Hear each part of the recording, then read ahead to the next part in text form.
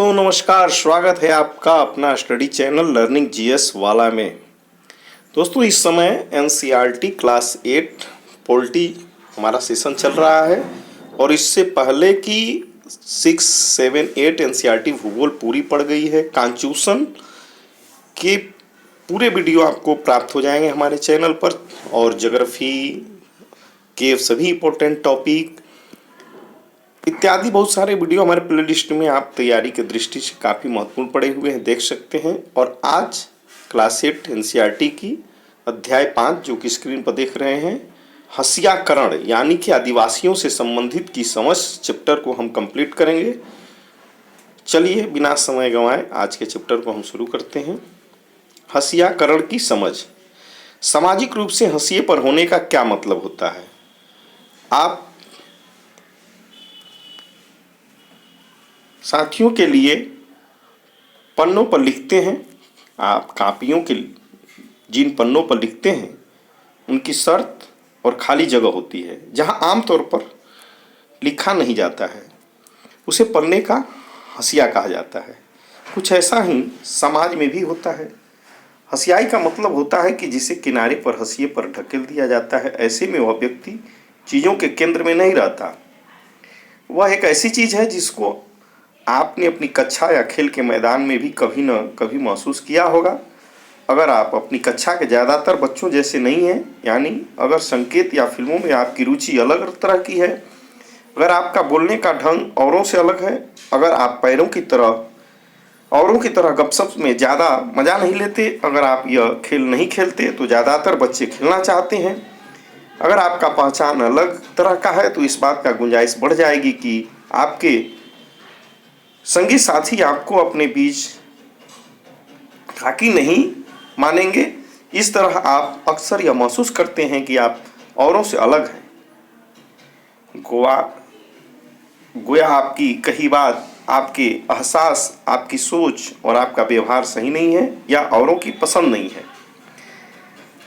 इस तरह से कक्षा की तरह समाज में भी ऐसे समूह या समुदाय हो सकते हैं जिन्हें इस तरह की बेदखली का एहसास रहता है, जिनके हंसियाकरण की वजह यह हो सकती है कि वे एक अलग भाषा बोलते हैं, अलग रीति रिवाज अपनाते हैं या बहुसंख्यक समुदाय के मुकाबले किसी दूसरे धर्म के हैं। वे अपने गरीबी के कारण सामाजिक हैसियत में कमतर माने जाने की वजह से और शेष लोगों के मुकाबले कमतर मनुष्य के रूप में देखे जाने की वजह से खुद को हंसिए पर महसूस करते हैं।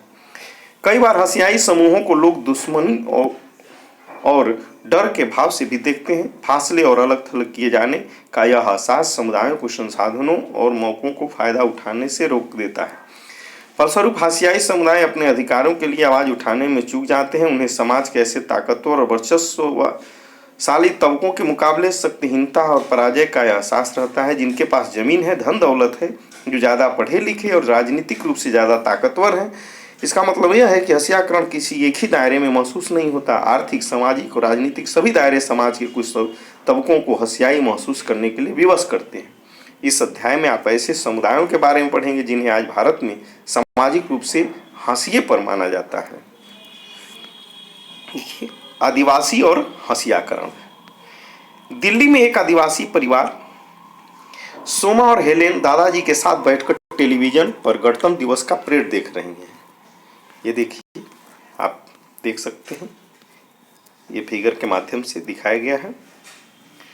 ये देखिए, ये फिगर के माध्यम से दिखाया गया है। उन्हें अपने पढ़ा कि किस तरह दादू को उड़ीसा का अपना गांव छोड़ना पड़ा। दादू की कहानी हमारे देश के लाखों आदिवासी की कहानी से मिलती जुलती है। इस समुदाय के हंसियाकरण के बारे में इस अध्याय में और विस्तार से पढ़ेंगे। चलिए अब मुख्य रूप से अपने चैप्टर पर चलते हैं। आदिवासी कौन लोग हैं? आदिवासी शब्द का मतलब होता है मूल निवासी। यहाँ से आप प्रश्न को ध्यान में रखिएगा। आदिवासी शब्द का मतलब होता है मूल निवासी। ये ऐसे समुदाय हैं जो जंगलों के साथ जीते आए हैं और आज भी उसी तरह जी रहे हैं। भारत की लगभग 8% आबादी आदिवासियों की है। ध्यान रखिएगा, यहाँ भारत की 8% आबादी, कितना प्रतिशत आबादी आदिवासियों की है? तो 8%। देश के बहुत सारे महत्वपूर्ण खनन और औद्योगिक क्षेत्र आदिवासी इलाके में ही हैं। जमशेदपुर, राउरकेला, बोकारो और भिलाई का नाम आपने सुना होगा। आदिवासियों की सारी आबादी एक जैसी नहीं है। भारत में 500 से ज़्यादा तरह के आदिवासी समूह हैं। छत्तीसगढ़, झारखंड, मध्य प्रदेश, उड़ीसा, गुजरात, महाराष्ट्र, राजस्थान, आंध्र प्रदेश, पश्चिम बंगाल तथा उत्तर पूर्व के अरुणाचल प्रदेश, असम, मणिपुर, मेघालय, मिजोरम, नागालैंड और त्रिपुरा आदि राज्यों में आदिवासियों की संख्या काफ़ी ज़्यादा है। अकेले उड़ीसा में ही 60 से ज़्यादा अलग अलग जनजातीय समूह रहते हैं। आदिवासी समाज औरों से बिल्कुल अलग दिखाई देता है क्योंकि इसके भीतर ऊंच नीच का फर्क बहुत कम होता है। इसी वजह से यह समुदाय जाति वर्ण पर आधारित समुदायों और राजाओं के शासन में रहने वाले समुदायों से बिल्कुल अलग होते हैं। आदिवासियों के बहुत सारे जनजातीय धर्म होते हैं। उनके धर्म इस्लाम, हिंदू, ईसाई आदि धर्म से बिल्कुल अलग हैं। वे अक्सर अपने पुरखों की गांव और प्रकृति की उपासना करते हैं। तो ध्यान रखिएगा कि आदिवासी क्या करते हैं, इनकी पूजा क्या है, तो ये अपने पुरखों की गांव और प्रकृति की उपासना करते हैं। यहाँ से डायरेक्ट प्रश्न पूछा जाता है कि आदिवासियों की उपासना किसके करती हैं, तो पुरखों की, गांव और प्रकृति की। पुरख माने पूर्वज और गांव और प्रकृति की करते हैं। प्रकृति से जुड़ी आत्माओं में पर्वत, नदी, पशु आदि की आत्माएं हैं। यहाँ विभिन्न स्थानों से जुड़ी होती हैं, इनका वही निवास माना जाता है। ग्राम आत्माओं की अक्सर गांव की सीमा के भीतर निर्धारित पवित्र लता कुंजों में पूजा की जाती है, जबकि पुरखों की उपासना घर में की जाती है। तो ग्राम आत्माओं की कहाँ पूजा होती है, तो यह जो होता है पवित्र पेड़ों की पवित्र लता कुंजों में होती है और पुरखों की उपासना घर में होती है। आदिवासी अपने आसपास के बौद्ध और ईसाई आदि धर्मों और शाक्त, वैष्णव, भक्ति आदि पंथों से भी प्रभावित होते रहते हैं। लेकिन यह भी सच है कि आदिवासियों के धर्मों का आसपास के साम्राज्यों में प्रचलित प्रभुशाली धर्मों पर भी असर पड़ता रहा है। तो उड़ीसा का जगन्नाथ पंथ और बंगाल, उड़ीसा का जगन्नाथ पंथ, यानी कि आपसे प्रश्न पूछा जा सकता है कि जगन्नाथ पंथ कहाँ है, तो उड़ीसा में। बंगाल व असम की शक्ति एवं तंत्रिकाएं परंपराएं इसी के उदाहरण हैं। तो शक्ति तंत्रिकाएं कहाँ प्रसिद्ध हैं, तो बंगाल और असम में। 19वीं सदी में बहुत सारे आदिवासियों ने ईसाई धर्म अपनाया, जो आधुनिक आदिवासी इतिहास में एक महत्वपूर्ण धर्म बन गया है। आदिवासियों की अपनी भाषाएं रही हैं, उनमें से ज़्यादातर संस्कृत से बिल्कुल अलग और संभवतः उतनी ही पुरानी है। इन भाषाओं ने बांग्ला जैसे मुख्य धारा को, भारतीय भाषाओं को गहरे तौर पर प्रभावित किया। इनमें संथाली बोलने वालों की संख्या सबसे ज़्यादा है। तो आदिवासियों में सबसे ज़्यादा यदि कोई भाषा बोली जाती है तो वह संथाली बोली जाती है, ठीक है। और ये किससे प्रभावित भाषा है, तो बांग्ला से जैसी मुख्य धारा की इससे प्रभावित थे। उनकी अपनी पत्र पत्रिकाएं निकलती हैं, इंटरनेट पर भी उनकी पत्रिकाएं मौजूद हैं। आदिवासी और प्रचलित छवियां, हमारे देश में आदिवासियों को एक खास तरह से पेश किया जाता रहा है। स्कूल के उत्सवों, सरकारी कार्यक्रमों या किताबों और फिल्मों में उन्हें सदा एक रूप में ही पेश किया जाता है। वे रंग बिरंगे कपड़े पहने, सिर पर मुकुट लगाए और हमेशा नाचते गाते दिखाई देते हैं। इसके अलावा हम उनकी ज़िंदगी की सच्चाई के बारे में बहुत कम जानते हैं, इसलिए बहुत सारे लोग इस गलतफहमी का शिकार हो जाते हैं। उनका जीवन बहुत आकर्षक, पुराने किस्म का और पिछड़ा हुआ है। आदिवासियों पर यह आरोप लगाया जाता है कि वे आगे नहीं बढ़ना चाहते। बहुत सारे लोग पहले ही मान लेते हैं कि वो बदलाव या नए विचारों से दूर रहना चाहते हैं। कक्षा 6 की किताब में आपने पढ़ा था कि खास समुदायों को बनी बनाई छवियों में देखते चले जाने की वजह से इस तरह के समुदायों के साथ अक्सर कितना भेदभाव होने लगता है। आदिवासी और विकास, जैसा कि आपने इतिहास की अपनी पाठ्य पुस्तक में पढ़ा है, भारत में तमाम साम्राज्यों और सभ्यताओं के विकास में जंगलों का बहुत गहरा महत्व रहा है। लोहे, तांबे, सोने व चांदी के अयस्क, कोयले और हीरे, कीमती इमारती लकड़ी, ज़्यादातर जड़ी बूटियों और पशु उत्पाद, मोम, लाख, शहद और स्वयं जानवर, हाथी जो कि शाही सेनाओं की मुख्य आधार रहा है, ये सभी जंगलों से ही मिलते हैं। इसके अलावा जीवन के आगे बढ़ते रहने में जंगल का बड़ा योगदान रहा है। इन्हीं जंगलों में बहुत सारे नदियों को लगातार पानी मिलता रहा है।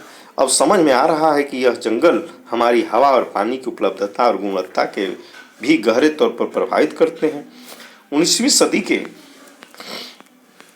आखिर तक हमारे देश का बड़ा हिस्सा जंगलों से ढका हुआ था और कम से कम 19वीं सदी के मध्य तक तो इन विशाल भूखंडों को आदिवासियों के पास जबरदस्त ज्ञान था।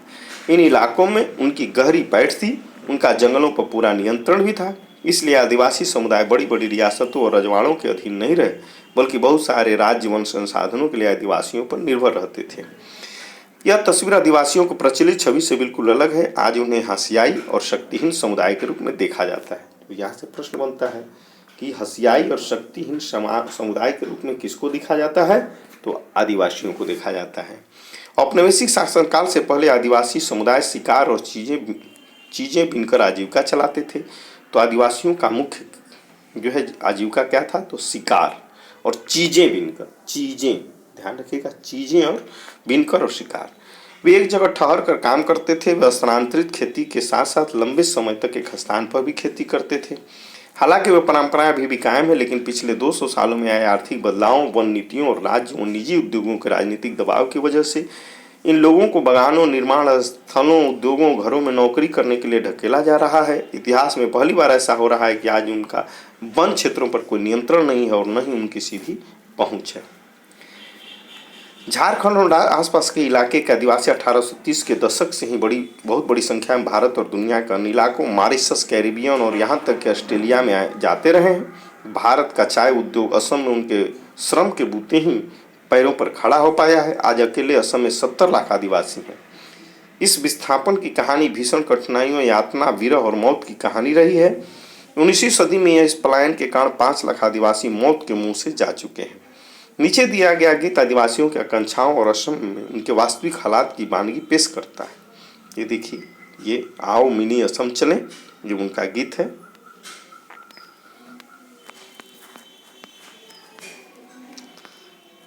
ये देखिए फोटो है, ये फोटो आपके बारे में बता रहा है। यह फोटो उड़ीसा के कालाहांडी जिले में स्थित न्यामगिरी पहाड़ी का है। यहाँ से प्रश्न डायरेक्ट पूछता है कि न्यामगिरी पहाड़ी कहाँ है। तो न्यामगिरी पहाड़ी उड़ीसा के कालाहांडी जिले में है। कहाँ है? उड़ीसा के कालाहांडी, न्यामगिरी पहाड़ी। डोंगरिया कुंड नामक आदिवासी समुदाय का इलाका है। तो डोंगरिया कुंड, ये भी ध्यान रखिएगा, डोंगरिया कुंड कहाँ रहते हैं? तो न्यामगिरी की पहाड़ी, उड़ीसा में डोंगरिया कुंड। न्यामगिरी समुदाय का पवित्र पर्वत है। तो न्यामगिरी क्या है? एक पर्वत है। एक बड़ी एल्युमिनियम कंपनी यहाँ खान और शोधक संयंत्र, रिफाइनरी लगाना चाहती है। यह योजना इस आदिवासी समुदाय को विस्थापित कर देगी। इस समुदाय के लोगों ने इस प्रस्तावित योजना को जमकर विरोध किया है। पर्यावरणवादी भी उनका समर्थन कर रहे हैं। सर्वोच्च न्यायालय में कंपनी के खिलाफ मुकदमा भी चल रहा है। ठीक है, आगे चलते हैं। और अन्न, इमारती लकड़ी और खेती उद्योगों के लिए विशाल वन भूमियों को साफ किया जा चुका है। आदिवासियों के इलाकों में खनिज पदार्थों और अन्य प्राकृतिक संसाधनों को भी भरमार रही है। इसलिए इन जमीनों को खनन और अन्य विशाल औद्योगिक परियोजनाओं के लिए बार बार छीना गया है। जनजातीय भूमि पर कब्जा करने के लिए ताकतवर गुटों में हमेशा मिलकर काम किया है। काफ़ी बार उनकी जमीन जबरन छीनी गई है और निर्धारित प्रक्रियाओं का पालन बहुत कम किया गया है। सरकारी आंकड़ों से पता चलता है कि खनन परियोजनाओं के कारण विस्थापित होने वालों में 50% से ज़्यादा केवल आदिवासी रहे हैं। आदिवासियों के बीच काम करने वाले संगठनों की एक ताज़ा सर्वेक्षण रिपोर्ट से पता चलता है कि आंध्र प्रदेश, छत्तीसगढ़, उड़ीसा और झारखंड में जो लोग विस्थापित हुए हैं उनमें से 79% आदिवासी थे। उनकी बहुत सारी जमीन देश भर में बनाए गए सैकड़ों बांधों के जलाशयों में डूब चुकी है। पूर्वोत्तर भारत में उनकी जमीन लंबे समय से सशस्त्र बलों उनके बीच चलने वाले टकरावों से बंधी है। उनके अलावा भारत में 101 राष्ट्रीय पार्क, ध्यान रखिएगा कितने 100 राष्ट्रीय पार्क हैं? तो 101, जो 40,564 वर्ग किलोमीटर में फैले हैं।